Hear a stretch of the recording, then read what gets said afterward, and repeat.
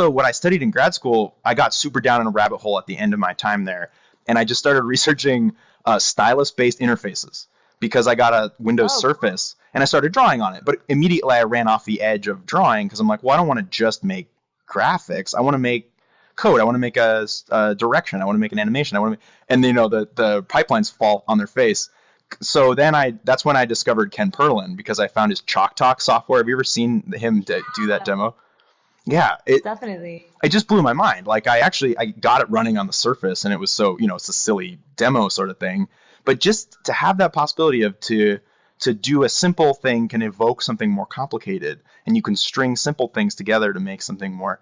It just but doing it in that interface of drawing just seemed like the most humane thing I'd ever seen, like in terms of computation. So even for dynamic land, I'd love to go backwards and be able to say anything expressed as a graphic in this world can be interpreted as code by the computer.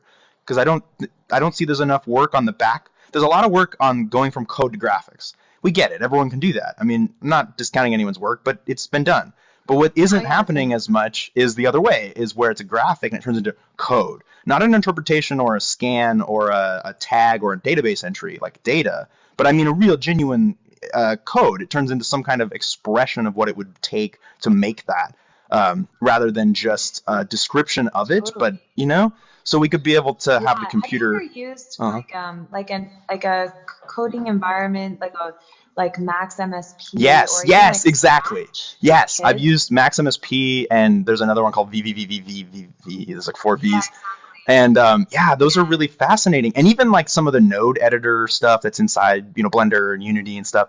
But I'm like, Exactly. but Or I'm like, even like oh, Scratch for little kids. yeah. But that's the thing. It always then it stays bounded. It's some kind of graphical thing or it's a kid thing. I'm like, what's in the same style as the avatars? Maybe I've seen so many people do the kid version of that. What does the adult, grown-up science version of that look like? Because I became really fascinated with like Feynman diagrams and stuff. Have you ever seen like all those Edward Oh, Tufte they're examples? beautiful.